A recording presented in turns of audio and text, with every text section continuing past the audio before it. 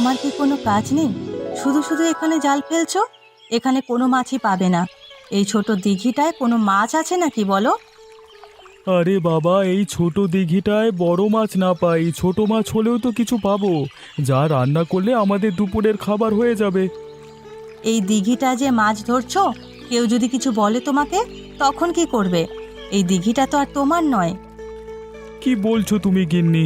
এই দিঘিটায় গ্রামবাসী সবাই তো মাছ ধরে, আমি আজ মাছ ধরছি, তাতে এমন কি হয়েছে? জাল ফেললে তাড়াতাড়ি ফেলো, আমার আবার বাড়ি যেতে হবে। বাড়িতে অনেক কাজ পড়ে আছে। আচ্ছা ঠিক আছে, জাল ফেলছি আমি।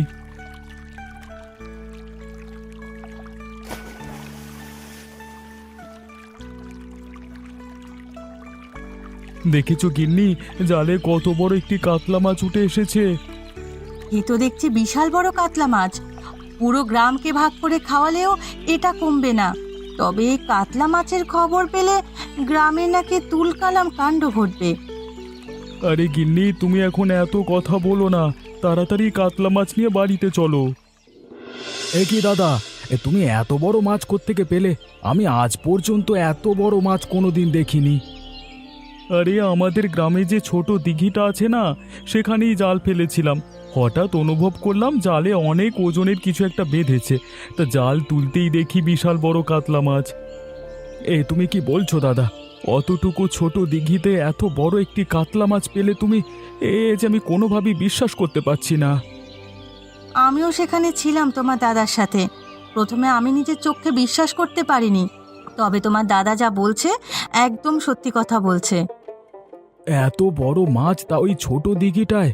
বাহ দাদা, তাহলে তো আমাদের কপাল খুলেই গেল, কি বলো? কপাল খুলেছে কিনা জানি না, তবে বিশাল বড় একটি মাছ খাওয়ার স্বাদ পাওয়া যাবে। আমি আজকে বিক্রি করব না সবাইকে নিয়ে খাবো, সেটাই ভাবছি। তাহলে তো আরো ভালো হয়, সবাইকে নিয়ে মাছ খেতে ভালোই মজা হবে। আমিও তো সেটা ভাবছি। গ্রামবাসী সবাইকে নিয়ে এই মাছটা আমরা রান্না করে খাবো। বেচা বিক্রি করব না এই মাছটা আর কি। বিক্রি করলে অনেক টাকা পাওয়া যেত। তবে তুমি যখন সিদ্ধান্ত নিয়েছো এই মাছ বিক্রি করবে না, গ্রামবাসী সবাই মিলে খাবে, তবে তাতে আমার কোনো আপত্তি নেই। এটাও একটি ভালো কাজ। কাজ বাজ যা আছে সেরে আয়, কালকে সকালে সবাইকে নেমন্তন্ন দেব। আচ্ছা, তাহলে আমি কাজে যাই। কে সুকান্ত, এত তাড়াতাড়ি করে কোথায় যাচ্ছিস? কোত্থেকেই বা ফিরলি? কাজ শেষ করে হরিপ্রসাদ বাবুর বাড়ি থেকে ফিরছিলাম, বাড়িতেই যাচ্ছি। তা শুনলাম তো দাদা নাকি ছোট দিঘি থেকে বিশাল বড় একটা কাতলা মাছ পেয়েছে। এই কাতলা মাছ ভাগাভাগি করতেই বুঝি তড়িঘড়ি করে বাড়িতে ফিরছিস? আমার দাদা যে ছোট দিঘি থেকে কাতলা মাছ পেয়েছে, সেটা তুমি কোত্থেকে জানলে? আকাশে চাঁদ উঠলে সেটা ঢেকে রাখা যায় না ভাই, সবাই দেখতে পায়। তোরা হয়তো ভেবেছিলিস কথাটা লুকিয়ে রেখে বড় কাতলা মাছটি একারাই ভাগ করে নিবি, কিন্তু আমরা সেটা হতে দেব না। হতে দেবে না মানে? কি বলতে চাচ্ছ তুমি? আমাদের ওই কাতলা মাছের ভাগ দে, না হলে তোর ভাইকে জিজ্ঞেস কর কাতলা মাছ বিক্রি করবে কিনা। আমি তো মাছের ব্যবসা করি, শহরে গিয়ে কাতলা মাছটা বিক্রি করে অনেক দাম পাবো, সেখান থেকে না হয় তোদেরও অর্ধেক ভাগ দেব। না না, আমরা এই কাতলা মাছ বিক্রি করব না, সবাইকে নিয়ে এই কাতলা মাছ রান্না করে খাওয়া হবে। অবশ্যই তোদের এই কাতলা মাছ বিক্রি করতে হবে। আরে বলছি তো কাতলা মাছ বিক্রি করব না, তার উপর তুমি জোর জবরদস্তি করছো কেন? বেশি বাড়াবাড়ি করতে এসো না আমার সাথে। তোমার থেকে আমার শক্তি জোর কিন্তু অনেক বেশি। আচ্ছা, শরীরের জোরে দিমাগ দেখাচ্ছিস, ঠিক আছে, আমিও যাচ্ছি। হরিপ্রসাদ বাবুর কাছে তোর ব্যবস্থা করা যায় কিনা সেটাই করছি। হ্যাঁ, যাও যাও, যেটা পারো করে নাও, ঢং দেখাচ্ছে। কি গো ভোলানাথ, তা কি মনে করে আমার বাড়িতে আসলে? তোমার মাছের চালান তো সেই আগেই আমি পাঠিয়ে দিয়েছি। মাছের চালানের জন্য আমি এখানে আসিনি হরিপ্রসাদ বাবু। মাছের চালানের জন্য আসোনি? তাহলে কেন এখানে এসেছো সেটা বলো। গ্রামের খবরাখবর আপনি কিছু রাখছেন? হ্যাঁ, গ্রামে কি ঘটছে সে তথ্য তো আপনার কাছে মনে হচ্ছে নেই। সব কিছু তথ্যই তো আছে, লালটু তো সব খবরই আমাকে এনে দেয়। গ্রামে যে এক বিশাল বড় মাছের কাণ্ড ঘটে চলেছে সেটা কি আপনি জানেন? আপনার লালটু কি সেই সংবাদ আপনাকে দিয়েছে?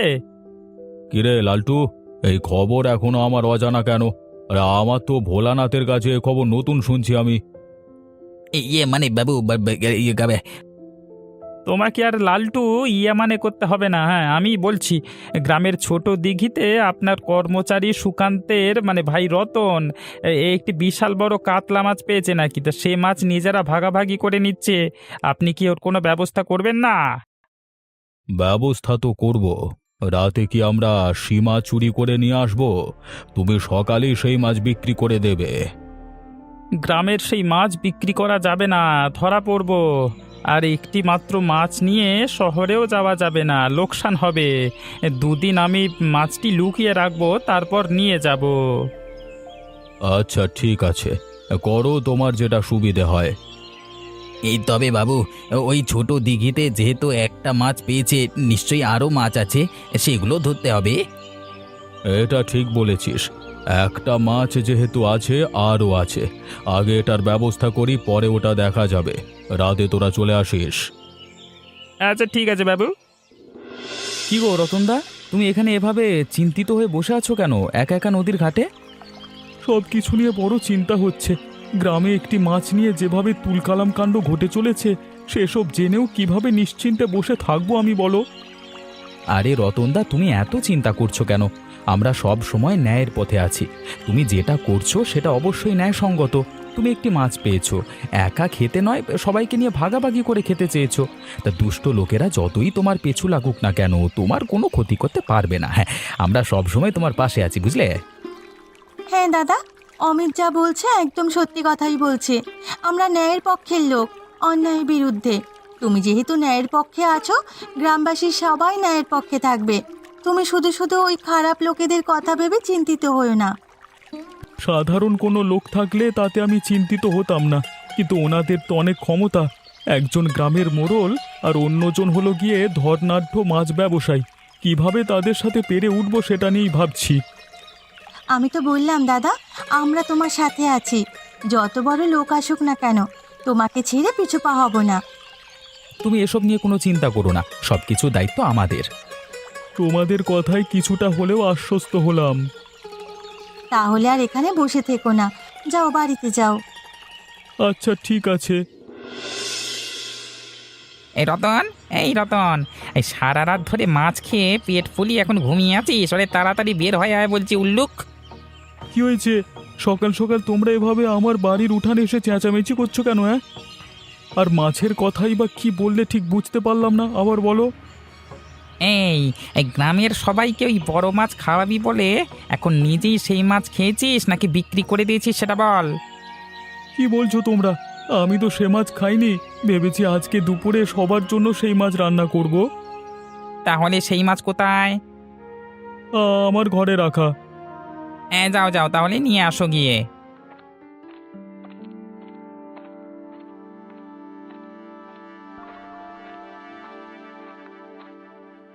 কে রতন, মাছ কোথায়?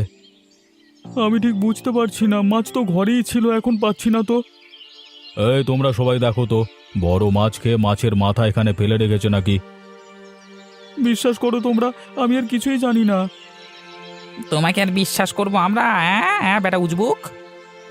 আমাকে বিশ্বাস করতে হবে না, শুধুমাত্র আমাকে একটা সুযোগ দাও, আমি এই সত্যটা বের করে ছাড়বো। আচ্ছা, তোমাকে একটা সুযোগ দেওয়া হলো, তুমি এই সত্য বের করবে, না হলে তোমার বিচার হবে। তোমরা সবাই চলো এখান থেকে। কিরে সুকান্ত, আজকে এত তাড়াতাড়ি কাজ থেকে ফিরে এলি? কাজ শেষ হয়ে গেছে নাকি? তোর শরীর খারাপ করছে নাকি? কি হয়েছে?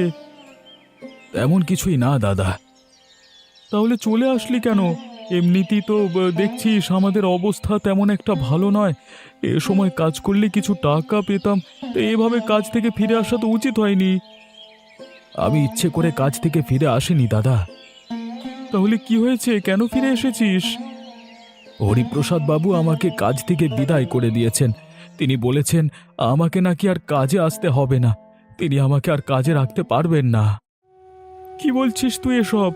শুধু শুধু হরিপ্রসাদ বাবু তোকে কাজ থেকে বের করে দিলেন? তুই কি কোনো অন্যায় কাজ করেছিলিস নাকি? না দাদা, আমি কোনো অন্যায় কাজ করিনি। তিনি বলেছেন আমার মতো চোরেদের নাকি সে কাজে রাখবেন না। কখন কি তার বাড়ি থেকে চুরি করে নিয়ে যায় কে জানে।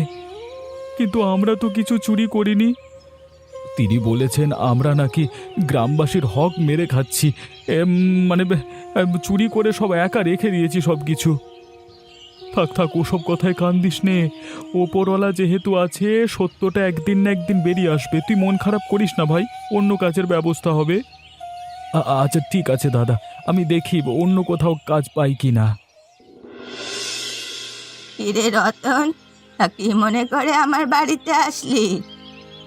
এখন কি তুমিও আমাকে চোর বলবে বুড়িমা? তোমার বাড়িতে আসতে বারণ করবে? চলে যাব তোমার বাড়ি থেকে নাকি? আরে আমি কেমন মানুষ সেটা তুই ভালো করেই জানিস, আর তুই কেমন মানুষ সেটা আমিও ভালো করে জানি। তুই যে কোনো মাছ চুরি করে খাসনি বা বিক্রি করিসনি সেটা আমি ভালোভাবেই জানি। কেন এসেছিস সেটাই জানতে চাচ্ছি। বুড়িমা, তুমি তো আমাকে সবসময় সাহায্য করো, এবারও তুমি আমাকে একটু সাহায্য করো না গো। তুমি আমাকে একটু সাহায্য করলে সত্যটা উন্মোচন করতে পারবো আমি। আমি কি সাহায্য করতে পারি তুই বল, আমি সব রকম সাহায্য করতে প্রস্তুত। তুমি জানো আমি তো একটি বড় বিপদে পড়েছি। এই বিপদ থেকে আমাকে বাঁচার একটি উপায় বলে দাও, কিভাবে আমি সত্যটা বের করে নিয়ে আসতে পারি সবার সামনে। তুই একটা কাজ করতে পারিস। কি কাজ করতে পারি বলো বুড়িমা? যারা তোর বাড়ি থেকে মাছ চুরি করেছে এবং তোর নামে বদনাম ছড়িয়েছে, তারা নিশ্চয়ই জানে তুই ওই ছোট দিঘি থেকে এই বড় মাছটা পেয়েছিস। আমার মতে তারা অবশ্য সেই দিঘিতে মাছ ধরার লোভে আবারও যাবে। তুই লোকজন নিয়ে রাতে সেখানে পাহারা দিবি। ওরা যখনই চুরি করতে আসবে ধরে ফেলবি, সত্য উন্মোচন হবে। কবে আসবে সেটা কিভাবে বুঝবো? কবে আসবে বা আসবে কিনা সেটা আমি জানি না। আমি তোকে একটা বুদ্ধি দিলাম মাত্র। কিছুদিন পাহারা দিয়ে দেখ, কাজে লাগতে পারে। তোমাকে ধন্যবাদ বুড়িমা, আমি তাহলে গেলাম। সবাইকে ব্যাপারটা জানাতে হবে। এ হরিপ্রসাদ বাবুর আর খেয়ে দেয়ে কোনো কাজ নেই। ভোলানাথকে নিয়ে কি কাজে যে গেছে কে জানে। আমাকে নিয়ে যাবে না, আমাকে পাঠিয়েছে মানে ওই চুরি করবার জন্য মাছ।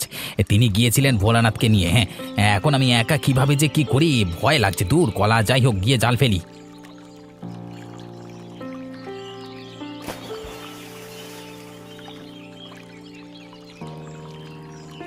কলা, একটাও জালে তো মাছ উঠলো না। তাহলে কি এই দিঘিটার কোনো মাছ টাছ নেই নাকি? তো মাছ বুঝি পেলে না লালটুদা? না পেলে সমস্যা নেই, অন্য পুকুর থেকে বড় মাছ এনে তোমাকে দিচ্ছি, যেন হরিপ্রসাদ বাবু তোমাকে বকতে না পারে। কি তোমরা সবাই মানে এখানে কি করছো? মানে এখানে কি মজা মারতে এসছো? কিছুই করছি না গো, তোমাদের জন্য অপেক্ষা করছিলাম। তা তো দেখছি তোমরা সবাই আসলে না, তুমি একাই আসলে এখানে। তা বাকি সবাই কোথায়? আমি কিচ্ছু করিনি, তোমরা আমাকে ক্ষমা করে দাও। আমাকে হরিপ্রসাদ বাবু এবং ভোলানাথ পাঠিয়েছে। তোমার হরিপ্রসাদ বাবু এবং ভোলানাথ কোথায়? আমি কিছু জানি না, আমাকে এখানে পাঠিয়ে তারা যেন কোথায় কাজে গেছে। আমাকে ক্ষমা করে দাও। যে মাছ আমার বাড়ি থেকে চুরি করেছিস সেই মাছ কোথায় বের করে দে, তাহলে তোকে কিছু করব না, ক্ষমা করে দেব। আমার সাথে চলো, আমি সেই মাছ বের করে দিচ্ছি। ভোলানাথ না একটি জায়গায় গ্রামের মধ্যে সেই মাছ লুকিয়ে রেখেছে, দুদিন পরে শহরে নিয়ে যে বিক্রি করবে বলে। চল চল, আমাদের নিয়ে চল। ওই দেখো তোমরা সবাই, একটা চোর এটা যাচ্ছে আমাদের এই পথ দিয়ে। এই সেই চোর না, সালা একটা চোর। আরে ও চোর নাকি? ও হলো চোরেদের সাগরে। ওকে দিয়ে ওর মনিষরা চুরি করায়, সেজন্য হয়তো 2 পয়সা পেতেও পারে। আবার মাঝে মাঝে না পেয়ে লাথি উষ্টা খায়। তোমরা এইভাবে আমাকে অপমান করো না গো। ওগো, আমাকে নিয়ে হাসি ঠাট্টা করো না, খেসা মেরো না। আমি তো তোমাদের সবার কাছে ক্ষমা চেয়েছি। আমি তো পয়সার জন্য ওদের সাথে কাজ করি। পেটের দায়ে সংসার চালাতে এসব করতে হয়।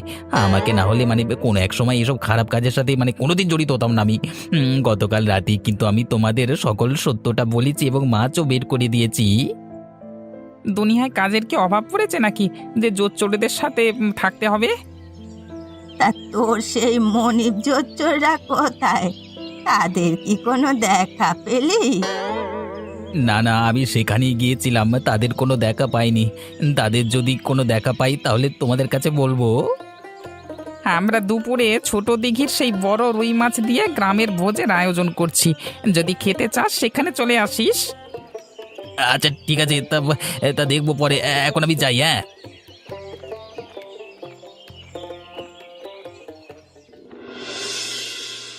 তোমার কোনো তুলনা হয় না রতনদা। হ্যাঁ মালু দিদি, তোমাকেও বলছি, তোমার হাতের যা রান্না, আমার সাত পুরুষে এমন রান্না কেউ খেয়েছে নাকি কে জানে। মাছটা তো অনেক বড়, ভালোই তেল হয়েছে, সেজন্যই হয়তো এত স্বাদ লাগছে। তা তো আমি বলতে পারি না, তবে এই মাছ রান্না আমার কাছে মানে অমৃত লাগছে, খাসির মাংসের চেয়েও ভালো। খাসির মাংসের সাথে তুলনা দিলেও হবে না, মনে হচ্ছে তার থেকেও বেশি। গত দুদিন আমাকে চোর বলে এখন আমার প্রশংসা করছো তোমরা?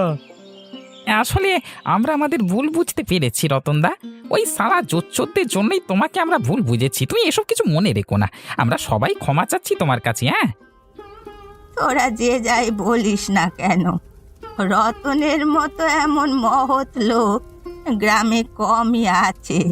5 গ্রাম খুঁজলেও এমন লোক পাবে কিনা সন্দেহ।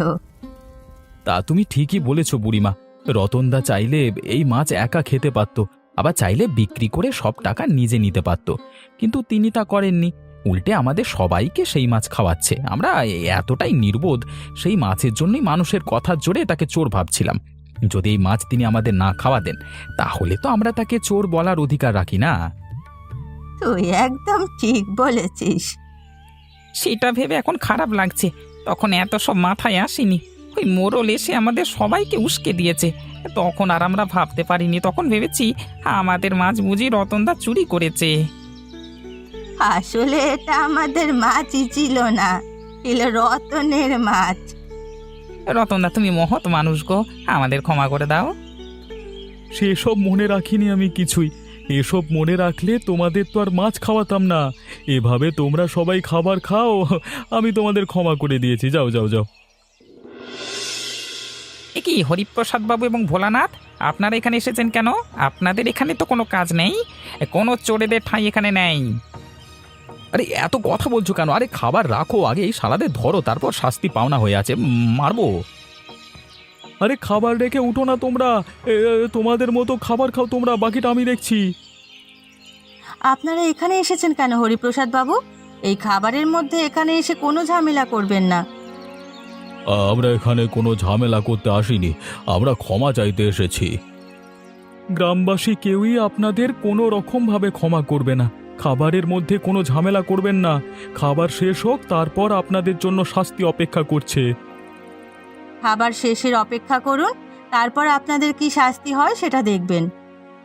হরিপ্রসাদ বাবু, এটা তো আমাদের শাস্তি দিতে যাচ্ছে। এখানে আর এক মুহূর্ত থাকা ঠিক হবে না। চলুন চলুন, এখান থেকে ভেগে পড়ি, চলুন। বলা না, তুমি একদম সঠিক কথা বলেছ। এখানের অবস্থা তেমন একটা ভালো না। আমার শেষ হলে কখন এরা আমাদের উপর হামলে পড়ে বলা যায় না। চলো চলো, এখান থেকে চলো। ওই দেখ দেখ, সবাই জোচ্চোরটা পালিয়ে গেল রে, ওরে ধরতে হবে রে, পালাতে দেওয়া যাবে না মালগুলোকে। তোমরা খাবার খাও, তোমরা খাবার খাও, খাবার খাওয়া শেষ করো। ওরা আর পালিয়ে যাবে কোথায়? পাপের শাস্তি অবশ্যই ওনাদের ভোগ করতেই হবে। হ্যাঁ বাবু, আপনি এত দেরি করে আসলেন কেন? এত দেরি করলে হবে? গ্রামবাসী এইদিকে সব ছুটে আসছে, সেটা তো বলা যায় না কখন। আমি যতটা সম্ভব তাড়াতাড়ি করবার চেষ্টা করেছি রে। আমি তো আর তোদের মতো জোয়ান লোক না, দৌড়ে আসতে পারি না, তাই আমার একটু দেরি হচ্ছে, হাঁপানি হচ্ছে।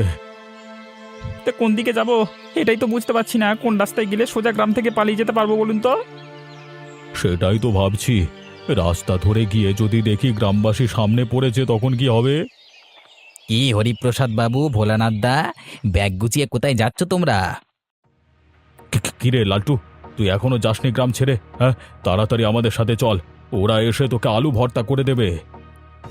সমস্যা নেই, আমার গ্রাম ছেড়ে আপনাদের মতো মানে কাপুরুষদের মতো পালাতে হবে না। হ্যাঁ, তোরা এত বড় মুখ হয়েছে, আমাদের কাপুরুষ বললি? যারা গ্রাম ছেড়ে এভাবে চোরের মতো পালিয়ে যায় তারা তো কাপুরুষ। তুই গ্রামে থাক না, তারপর দেখ তোর কি হয়। আমার সাথে সমঝোতা হয়ে গেছে, ওরা যা চেয়েছে আমি সেটাই করেছি।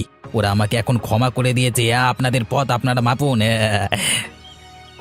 দেখলেন হরিপ্রসাদ বাবু, আপনার চেলা এক নিমেষে পাল্টি মেরে দিল। ওরে হাতি গর্তে পড়লে চামচিকে তো লাথি মারে রে, জানিস তো। আপনি এখন হাতি নন বাবু, আপনি এখন চামচিকা। যান যান যান তা যান, তাড়াতাড়ি যান, পালান, এই গ্রামবাসী আসলো বলে। ভোলানাথ চলো ভাই, 1 মিনিট এখানে দেরি করা যাবে না ভাই, চলো চলো চলো, উদুম মারবে না হলে এসে, চলো তাড়াতাড়ি চলো তাড়াতাড়ি চলো তাড়াতাড়ি। এমনই মজার মজার গল্প দেখতে আমাদের চ্যানেলটিকে সাবস্ক্রাইব করতে ভুলবেন না।